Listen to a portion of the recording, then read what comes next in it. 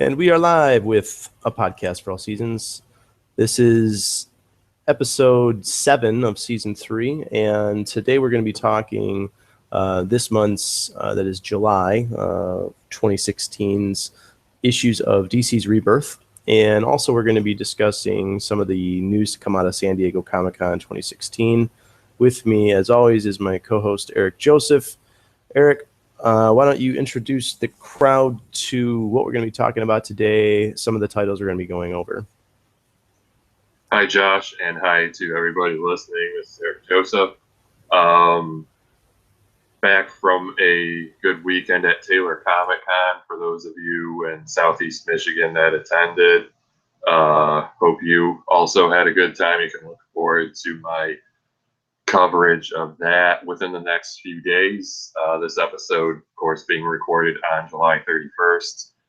Anyway, let's jump into the episode. We're going to be doing, as we said in our previous episode, recapping new titles to launch throughout this Rebirth initiative at the end of each month.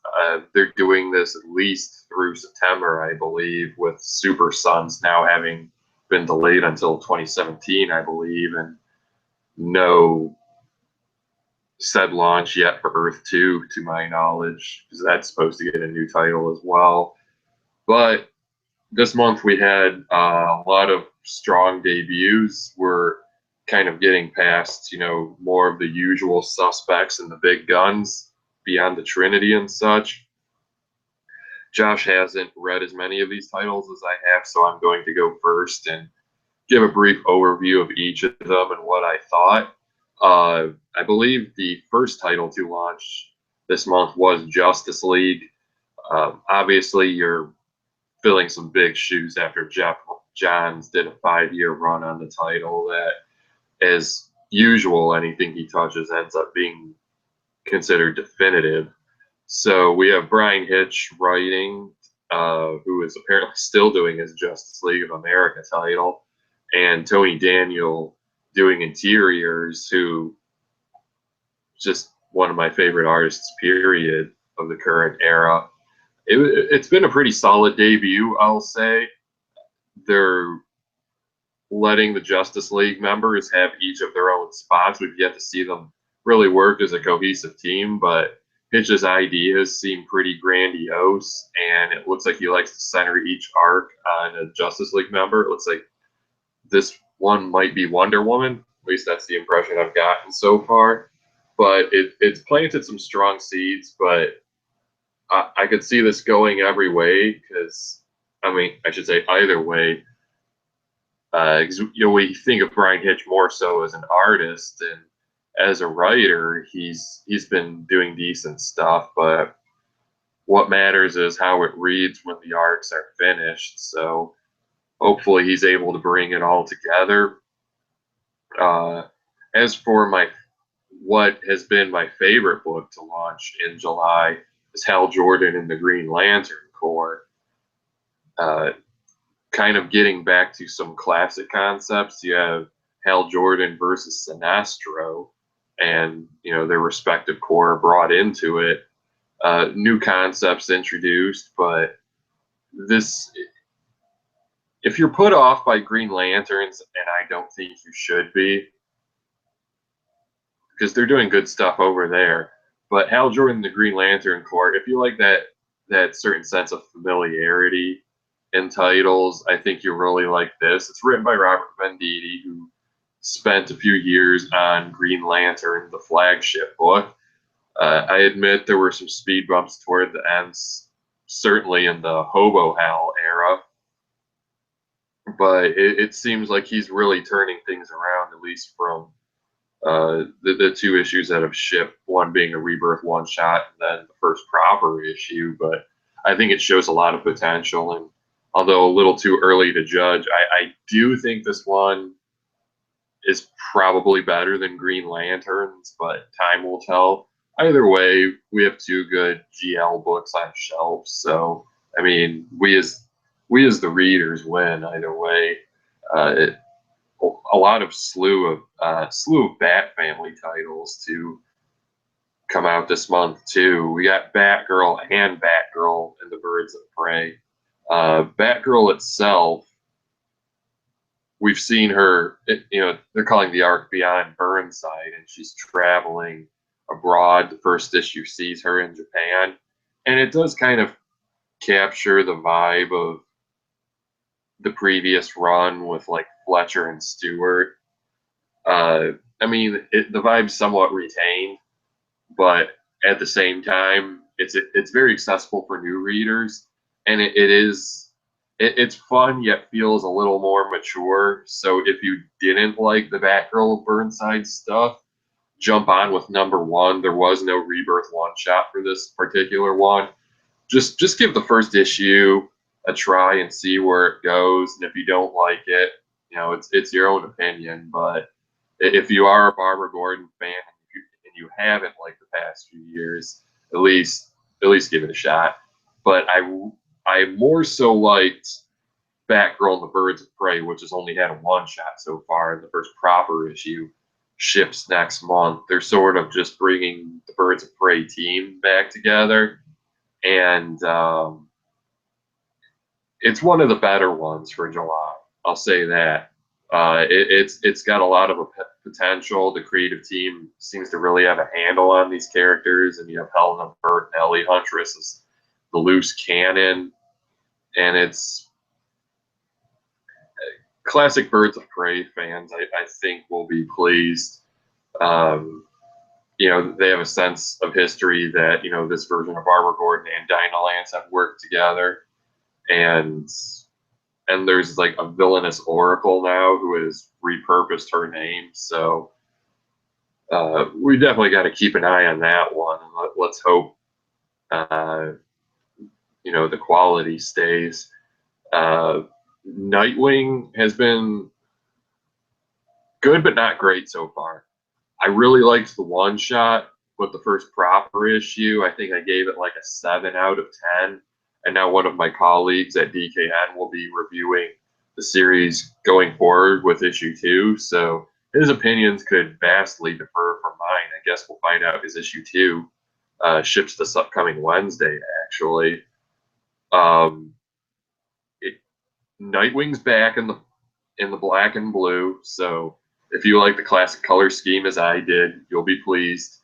But it kind of retains this worldly nature and kind of the spy element that Grayson has. It's very much a middle ground between Nightwing and Grayson, and he's infiltrated the Parliament of Owls, which is an offshoot of the Court of Owls, and he of course means to betray him. Batman knows what he's up to, so there's a lot of intrigue to the book. So maybe it's just yet to hit its stride. But if you want Nightwing as a pure urban vigilante, you may not be getting what you're looking for. So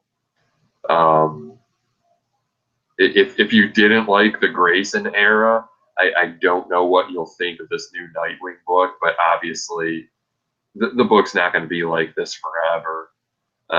Another book that I really enjoyed that's also among my top July launches is Red Hood and the Outlaws. And I think it's funny, all my favorite July books are somebody and then a group of people. Like it's the leader of the band, Red Hood and the Outlaws, Batgirl and the Birds of Prey, Hal Jordan, and the Green Lantern Corps. So far, there's been only a one shot, so we've yet to see the new Outlaws lineup come together, which they're terming the Dark Trinity. It's going to be Red Hood, Bizarro, and Artemis, and I think that lineup alone has me sold on the title just because I want to see where things go. But really, the one shot, which was well done, focused on the origin of Jason Todd, and it more so streamlined things. It's like the post-crisis Jason Todd origin from the late '80s, but with a little bit modernized, because they had me with the new 52 origin, which I think was Red Hood and the Outlaws #0, up until the point they threw in that Joker twist where the Joker said he was pulling the strings of Jason Todd from like the point of childhood or even before that, and I thought that played a little too odd. But if you like things the way they were and going forward, and you get to see more of the interaction between Jason and Batman.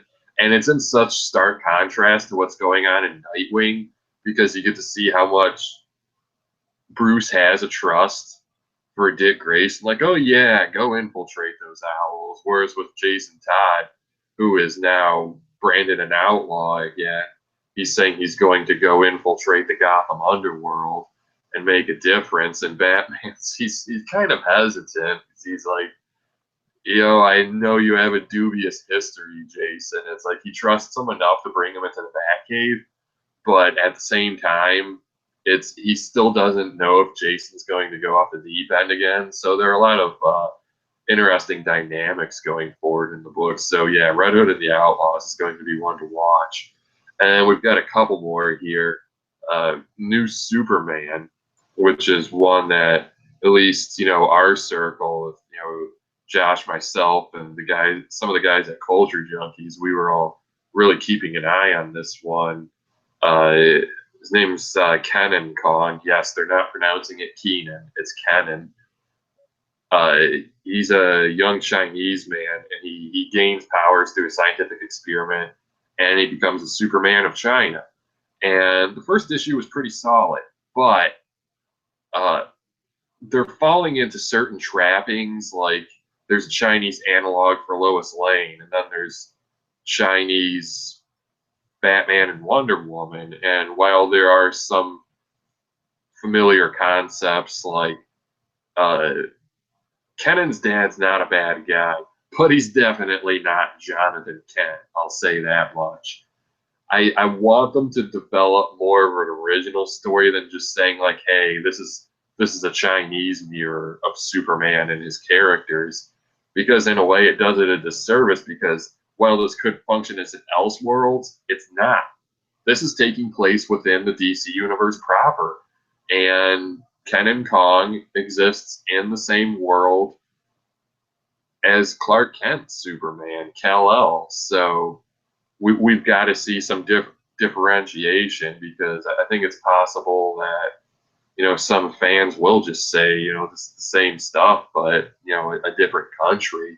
It's not like Red Sun, where it was just this, one shot of well, not a one shot, it was a miniseries, but you know what I mean. It was just this isolated take of Superman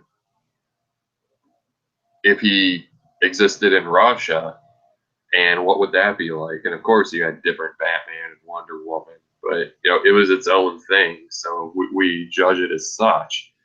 And then I believe the final one we have to discuss is the Hellblazer, which has had a one shot, and it was pretty solid Constantine. I'll give it that. I noticed they're going through progression of titling Constantine books somewhat differently, because of course we had Hellblazer at Vertigo, but then they brought him into continuity proper, and then it was Constantine, then Constantine the Hellblazer, now it's the Hellblazer. So they found a really good voice for Constantine. It keeps in line with the character. I'm by no means a John Constantine scholar, but I've read some stories with them. I've seen the TV show. I unfortunately saw the movie. But I think if you've been a fan of the character, you'll like it. I mean, it won't be as extreme as what they're able to do in Vertigo, but it's been satisfying. So I believe I've touched on all the July titles, because we made a list before we went on air. So Josh, I know you only got to read a couple of these, so let us know what you thought about the books you have read, and what interests you about the July titles that you've yet to get to, because I know you've been sick recently. Yeah, so I'm not a huge Batgirl fan. I didn't read the whole Burnside run, and that doesn't necessarily draw me in. I did read quite a bit of Red Hood and the Outlaws back after the New 52 relaunched, and the interesting idea of the Dark Trinity, so-called, of Jason Todd and then Bizarro and Artemis is definitely interesting. I'd like to pick up that book and check it out. But what I have read, also New Superman. I haven't had a chance to pick up New Superman. Unfortunately, my store was sold out by the time I got there on Wednesday, which is a good thing. I mean, it's a good sign for the book, at least in this area. But being a Superman fan, as you know, probably my largest superhero affiliation as far as, you know, what I'm most loyal to is a Superman brand, and I'm gonna tend to reach towards new Superman titles, and in this one it's called New Superman. So everything I have read is kind of interesting. I mean, I've read some, you know, things about the fact that, you know, Kenan Kong seems like he's more of an arrogant and you know, foolhardy kind of guy, and maybe the powers are going to, you know, ground him into reality. I'm not sure where that title is going to go. It does sound interesting. Some of the things I have heard from your review and others make me question whether or not it's going to be worth reading. But JL and Hal Jordan I have read, and those titles definitely interesting. I do like JL. You know, all the Justice League titles tend to be enjoyable, and we've talked about it before on the show when we've said at length that as long as they tend to emphasize what we call the A team, people I think will keep their interest in it. We don't mind the supplementary characters. The Justice League has been gigantic at times, not just in, say, you know, animation, Justice League Unlimited, but also in the comic books. There's been times when the Justice League has been, you know, 15, 20 members deep. It makes sense if you're fighting gigantic universe-ending, you know, events or entities. But that being said, as long as they're keeping up on the A team, I think that it would be wise for them to not stray away from that, as they have tended to do in the past. That didn't really happen in the New 52, and I'm hoping they'll stay that way. I mean, they changed things up a little bit by adding Luther to the mix. But Hal Jordan was actually the one that was really surprising. So I hadn't been really keeping up with Green Lantern. I keep a vague familiarity with pretty much the goings on in general for most things in the DC universe and even the Marvel universe, just because that's, you know, where my interests are as far as, you know, geek culture tends to lean towards comic books and things like that, and what's going on in them. So maybe you can refresh my memory, but I know that at the end of the New 52 run, the Green Lantern Corps has basically completely disseminated, and the only remnants left, at least when we start Hal Jordan in the Green Lantern Corps, are the Green Lanterns of Earth, which is Jessica Cruz and Simon Baz, and then we see Hal Jordan is left. Yeah, basically what happened was they were lost in the universe that preceded this one, and that was resolved at the end of Green Lantern Corps Edge of Oblivion. It was a 6-issue mini. And I believe it was in this week's Hal Jordan and the Green Lantern Corps #1. We see they're now back in this universe. So it's the surviving members. A lot of them died. So there are going to be a lot of rings to have to, or new rings forged, possibly. Oh, okay. Hal made new rings for himself. So. Well, it's good to clear that up. I knew that there was a big event. I didn't know that the majority of them had died, but we do know that it starts off with, you know, them indicating it's the Sinestro Corps, which is now kind of taken over from where Oa is located in the center of the universe, and you know, is now populated by Warworld, which is, you know, all that stuff is really, really interesting.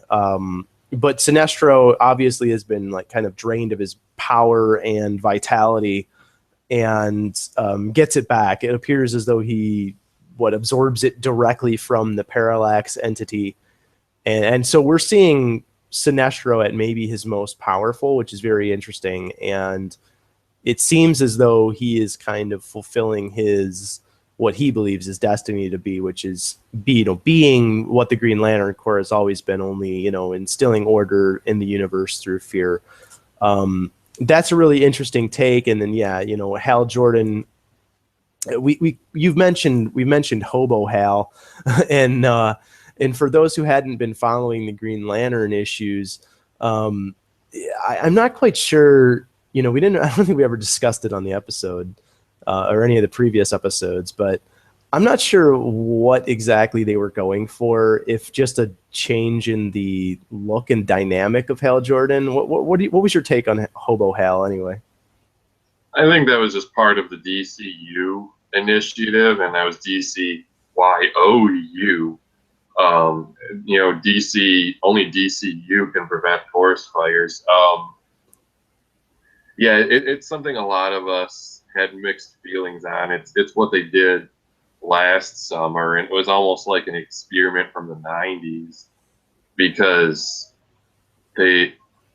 it's okay if like one or two characters were shaken up, but it's obvious they did it across the entire line. Like Jim Gordon's Batman, Superman has no powers. Hal Jordan had no ring, so he was using Cronus Gauntlet, and it really started to affect him in various ways. But yeah, it felt like change for the sake of change, and I think it ultimately it put the Green Lantern title. It wasn't as strong as it once was, but as I said, it seems like Vendi's back with a vengeance. Yeah, I mean, so yeah, we get a return of Hal Jordan to his proper Green Lantern suit. He seems like he's obviously he's got his ring back, and we see him in his proper power. But seeing Sinestro, he seems to be super OP now, which is geek speak for overpowered, and we think that that's going to be a pretty, or at least I think that that's going to be a pretty interesting dynamic going forward. But yeah, the very final frame, we see that John Stewart and Kilowog, amongst others, Guy Gardner, the GLs, several of them return. Now, not a ton of them, and as we know, the Green Lanterns, I believe Earth is sector 2804 or something like that. 2814. 2814. I was so close. But someone's gonna beat you with like a Hal Jordan hot toy now that you said that. And then they're gonna beat me because they're gonna say like, if there's like no Hal Jordan hot toy, I'm gonna get beaten. So. All right, I'm sick, so hopefully the fans will excuse me for mistaking Earth's sector. But I digress. The point being that there has been, obviously the idea is that there are hundreds of thousands, if not maybe just thousands of sectors of space, and for each sector there is a Green Lantern, and now we've been pared down to dozens, not including the two that are on Earth. Which we discussed, I think the last time we talked about Green Lantern proper. How do you think that this ties into the Green Lanterns book proper, the Hal Jordan and the Green Lanterns? I think they're obviously, they're taking place concurrently, but it seems like they're their own separate entities. And I think they should leave them that way for a bit, because Green Lantern books have been relying too much on crossovers in the past few years. Yeah, I think I can agree with that. They definitely do seem like they're a separate entity, but I think what's happening with the Red Lanterns and the so-called Red Dawn, not to be confused with that awesome movie from the 80s and its horrible 2000s remake. That seems pretty interesting. But yeah, going forward, the stuff in Hal Jordan and the Green Lanterns seems pretty interesting as well. So we wanted to talk about favorite ones so far. It sounds like you tended to lean towards Red Hood and the Outlaws, Batgirl and the Birds of Prey, and Hal Jordan and the Green Lanterns. What was your favorite of this month? Well, I said my number one favorite was Hal Jordan and the Green Lantern Corps, but are you meaning the segue of how Rebirth is doing overall? Yeah, overall, how do you think shaping up so far going forward? So I mean, we've talked about it privately, where a lot of people still aren't familiar with the fact that this isn't necessarily a reboot, and that it's more just a relaunch. Renumbering. This isn't, a lot of people the people who think it's a reboot tend to be the ones who aren't even reading the current material. And it's like if you have been reading the comics, you know it's not a reboot. Right, right. It's kind of like people saying, "Oh, Civil War, they're doing Civil War again. I bet it's garbage," and they haven't read it. And you know, I'm reading it, and it's decent. It's a completely adequate book. I'm not reading all the satellite titles, but you know, I mean, people tend to lean that way. They tend to lean towards negativity. Now, I will say this. I understand perception. This is kind of a segue, but obviously, you know, going forward, the Ghostbusters movie, right? A lot of people had a negative perception about the Ghostbusters movie, and before, you know, a single screenshot had come out, it was, this movie is going to be absolutely god awful. And then, you know, then we saw the trailer, and people were like, okay, this really doesn't look great. And then there was another trailer, and people said, okay, this is more like what I would hope.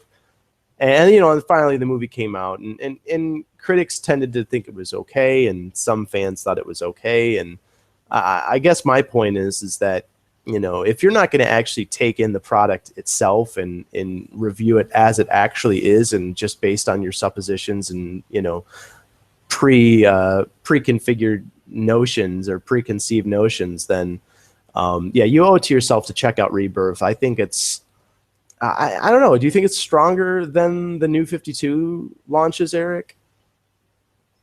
Well, I was definitely excited in, you know, when the New 52 launched, but you know, we're still at the beginning. But there really has not been a bad Rebirth book yet. I mean, we still have 2 months of this left to go, but and then eventually, you know, a year from now, they're going to evaluate as they usually do. They're going to say like, okay, these these books aren't selling as well, so we're probably going to cancel like the bottom 6, and we're going to launch another 6 new series. It's the way the comic book mystery goes. Mark my words, Blue Beetle's going to be one of the ones canceled. Every time a Jaime Reyes Blue Beetle book is launched, it's swiftly canceled. So they launched a new one next month. No love for Jaime Reyes. I'm honestly not a Blue Beetle fan, so but they're yeah, gonna bring back Ted Kord, aren't they? I mean, I think they're both in it, but yeah, it's just Blue Beetle books don't do well. But anyway, yeah, looking at it as a whole now, evaluating everything from the 2 months, and no, we're not going to recap this book by book, because like Vince selling ShamWow, you know, we can't do this all day.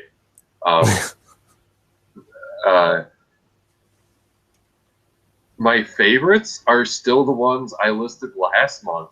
Number 1 still has to be Green Arrow, and you know, we're certainly not saying this as a knock against the character, but who among us really anticipated that Green Arrow was going to be the best book of the Rebirth initiative? And Benjamin Percy's just on fire with this new book, and he's had great artists like Otto Schmidt and Juan F, because I don't know how to say his last name, and I don't believe I've ever heard the last name said aloud. But I'll just say, Juan, you're a damn fine artist. But yeah, it's just, they've got this perfect storm of creators on Green Arrow, and it's like it's what Rebirth is all about. Classic concepts as your base, and taking it forward.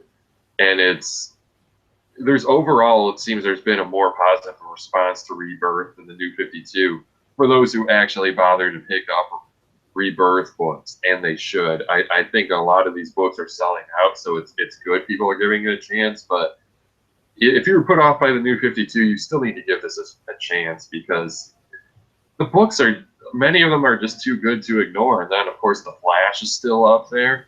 I mean, it's a different beast. I mean, there are some things that make it like the TV show, but it's really its own beast, and it's just as intriguing as the TV show now. And they finally introduced Godspeed in the latest issue, and I really want to know where they go with that villain. Looks like it's not who I thought it was. So,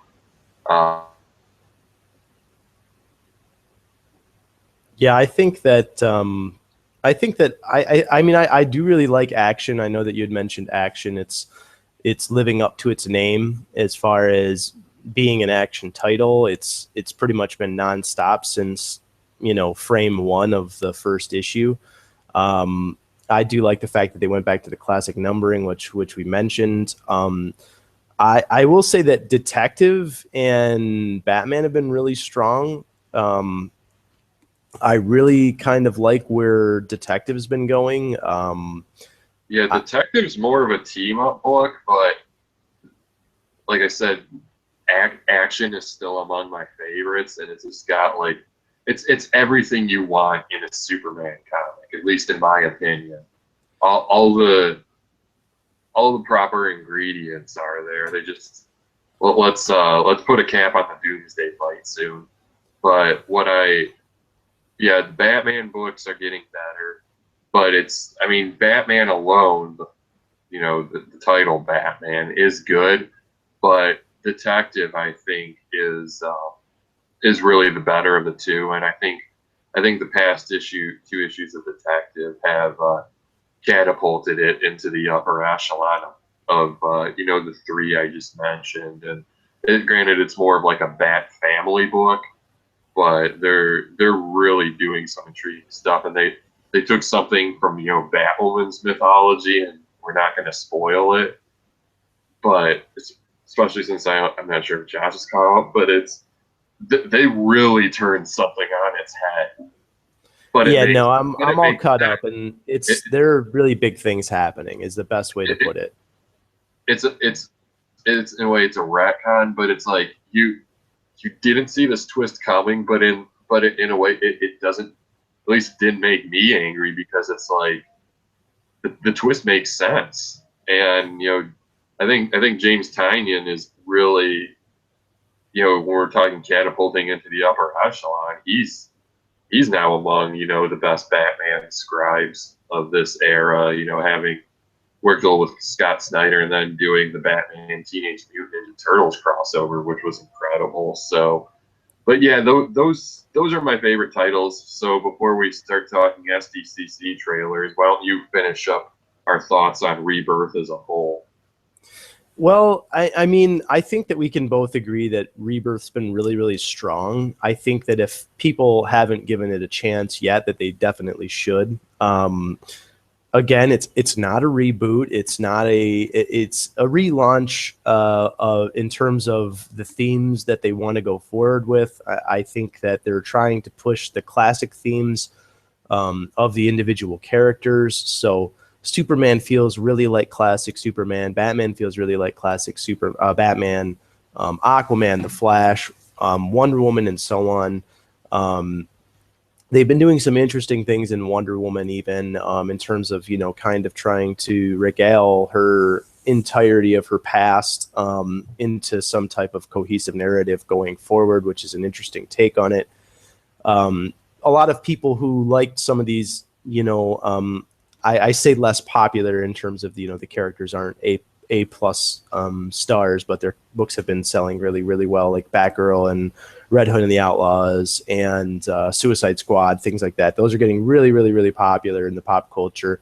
I think that's only going to continue, but going forward, I think it's looking really, really good for DC in terms of what they've been doing in their books. And I'm not sure how much that has to do with and kind of segue into our next topic, but DC was absolutely killing it at San Diego Comic-Con, and how much their the DC extended universe cinematically is trying to influence the comic books and vice versa is a question that remains to be seen. But San Diego Comic-Con. So it was a crazy week as far as DC was concerned, and there were trailers galore. Eric, what do you think was your favorite thing to come out of San Diego Comic-Con?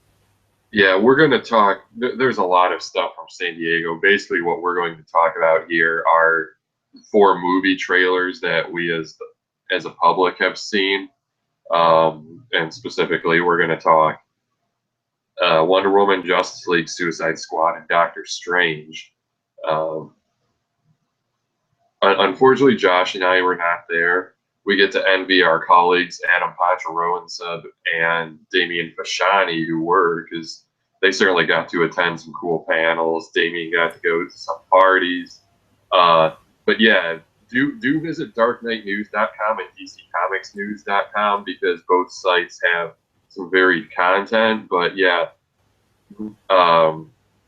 just to give you an idea, we got some interviews with the cast and crew of Batman the Killing Joke, Batman Unlimited, Max versus Mutants, and then the casts of shows like Gotham, Legends of Tomorrow, Arrow, The Flash. So yeah, my colleagues really cleaned up in San Diego. So Yeah, those bastards I rubbing elbows with the cast of the CW. It was pretty good times for them. yeah, I really hope to make it out there eventually. But so yeah, DC had a very strong showings in the cinematic sense, and they needed it really because of we liked Batman versus Superman, but we know a lot of people did not.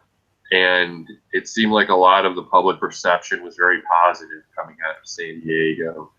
And they really needed that strong showing. And I mean, a lot of people are sold on Suicide Squad, but beyond that, I think they did a good job of reinstilling some faith in the public. Wonder Woman, I thought looked spectacular. Patty Jenkins, the director, who has said that this is a very important character to her, growing up even from childhood, and I think she's going to put a lot of passion into it. We can see in the sense of the cinematography, the costuming, the production design. It looks very strong. I don't think they're going to do a disservice to Wonder Woman in this movie. And the character just looks all around badass. I mean, the fight scene at the end of the trailer when she's, essentially mopping the floor with some enemy combatants. And it looks like it's going to do for Wonder Woman what the warehouse scene did for Batman in Batman versus Superman. I'm looking forward to the fight choreography they're coming up with. I mean, the Lasso of Truth looks good. We just really need to hear more about the villains of the piece. Chris Pine looks good as Steve Trevor. Justice League. I mean, we can't technically call it a trailer. It's just more so, some footage out there, and nobody used the word sizzle reel because sizzle reels are primarily made up of previously existing footage. But yeah, Justice League is still actively filming, and it's really, I think, still in the infancy of principal photography. But what they had, and I'm surprised they were able to show anything because we got a CGI Cyborg, who I thought looked pretty damn good. We haven't seen Superman because he's still quote unquote dead, probably in the phase of the movie they're showing. But we get to see the team kind of start to come together and how they play off each other as characters. And what I've seen, it really looks good. I mean, it's a different vibe than Batman versus Superman, and I think part of the reason they did this was to say, hey, this is not Batman versus Superman. But at the same time, just remember, don't show us too much. Show us enough to make us want to see the movie, but don't make us think we've seen the movie from trailers, which segues into Suicide Squad, which, oddly enough, this was true despite the fact of Wonder Woman and Justice League. Suicide Squad was still the most buzzed about movie at Comic-Con. I mean, part of it's is the fact that the movie's out in just a few days, but as Will Smith said, there's just a rock concert vibe behind this, and he said this is probably the biggest movie he's done since Independence Day. He's done Men in Black and other things, and I guess that's saying something. But of course, I enjoyed the Suicide Squad trailer showed at Comic-Con. We didn't need another trailer. I know they would have felt remiss, like, hey, we've got a movie out soon, let's do something to promote it. But it was another full trailer, and they were just starting to cross the line, I think, of showing us too much. And they don't need to because they're already projected for like $140 million opening. at this point, just rest on your laurels. You've got everyone's money. The merchandise, I mean, people are picking it up like hotcakes. I mean, at Taylor Comic Con this weekend, there was a girl who actually did dye her hair with the official Harley Quinn hair dye from Hot Topic. And I mean, I certainly intend to fork over some of my money to this merchandising monster once I get paid. But I mean, like I said, WB, you already have everyone. So, I mean, the nature of the beast is to release clips from movies, and they're certainly releasing a lot. And it's at the point where unless I have to write an article about one, I don't want to watch it. So, um,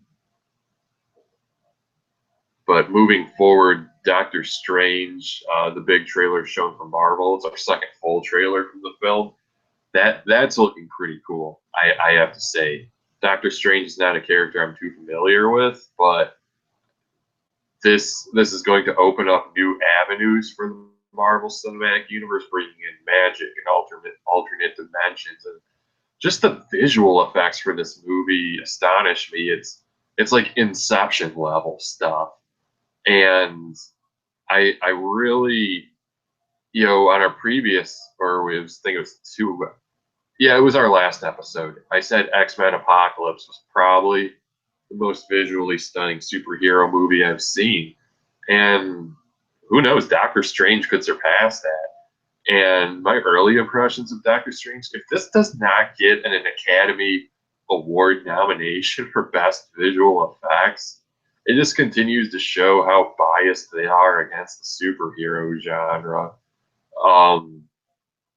Because they'll snub superhero movies left and right, because I know there are lots of big budget action movies out these days, but then they'll put like, best visual effects will go to something that's like an indie movie, and the guy had like 6 fingers on one hand, and they're like, oh, his 6 fingers were such an integral part to the storytelling. And this had so much, that sixth finger had so much more heart than anything you could have seen in Captain America. So that's why we gave it the Oscar. And it's like, I don't know, I'm about to lace this with too many obscenities, but I never watched the Oscars anyway, so I haven't watched them in years. But yeah, it's pretty much my take on the trailers. I'm pretty sure they showed some footage from Thor Ragnarok, but that's stuff only people at Comic-Con saw, so hopefully we get to see something soon that's actively filming. So, Josh, what did you think of what was shown at SDCC? Right. So I'll save the best for last, and I'll start with my impressions of the stuff that was lesser interesting. So obviously they did some Guardian of the Galaxy talk. There wasn't a new trailer for its second film, but they had supposedly a relatively decent panel. I read some of the highlights of that. I wasn't extraordinarily impressed. The next thing would be, only because there was only a very little bit of footage, was the trailer for the Suicide Squad. And granted, it definitely is, the most highly anticipated right now because it's ready to drop, and it's like, okay, all right, it's time to see this movie already. But I don't think that they needed to drop another trailer. Like you had mentioned, I think that they could have left us, kind of chomping at the bit for a little bit more. We've got plenty of footage, and then now with the TV spots, they tend to reveal a little bit of extra footage and snippets, if nothing else. We got maybe 8 new scenes in the trailer, if my count was correct from what I had read online, and I just don't think that it was necessary. But it was a great trailer. I mean, it was definitely interesting. It definitely is going to make people who wanted to see the film just chomp at the bit even more. But then the next one would be Doctor Strange. It was probably the second coolest thing to come out of the con. I think that Wonder Woman beats it out just slightly, but I agree with you. It's incredibly visually stunning. I'm a huge Benedict Cumberbatch and Mads Mikkelsen fan, so to see both of them in a movie that's as interesting looking as this one. Now, from the first trailer, this movie, now I know it's an origin story for the character of Doctor Strange, aka Stephen Strange, and we're going to see how he develops his powers and all that. So, typically a teaser trailer tends to lean towards the same type of narrative in terms of, giving us a slow burn introduction to that character. But the second one just dropped us right into the middle of, the crazy dazzling. It was quite literally just a kaleidoscope of just visual stunnery. And hopefully that plays. It does feel very Inception-y, and that's not necessarily a horrible thing, but there are definitely people who are going to be like, yeah, I loved this movie the first time it came out, and it was called Inception, and just in terms of the visual effects. So hopefully it doesn't, from what we've seen in the trailer, hopefully it's not just too much of a play on some of the visual effects that we've seen in that movie, and it's just some of those scenes where, that looked like the world was warping on and on itself. They can do literally anything they want visually, within reason, with visual effects, and with the story of, the Sorcerer Supreme, they can narratively tell any story that they want as well. So I think that will probably, I'm not going to lie, it looks like it might be Marvel's most interesting movie, maybe to date, from what I've seen from that trailer. And hopefully it continues to impress. But Wonder Woman eked it out just slightly. When we saw some of the teaser footage earlier in the year, it looked pretty interesting. It looked a little dark and grimy, and I think it was because it was, kind of some of it was behind the scenes footage. Probably some of it wasn't polished. I think it's going to do for Wonder Woman what Captain America did for Captain America. That is the first Avenger. I think it's going to introduce the character to the world in a really well-made cinematic experience, and it's going to show people that, okay, this is a character with, a lot of heart and values. It could be.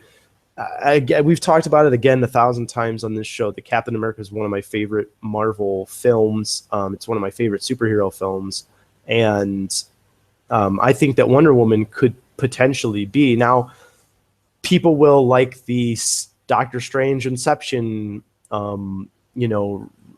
connection that they see with some of the visual effects. They'll probably make a similar comparison with Wonder Woman and Captain America. It's like, oh yeah. Okay, in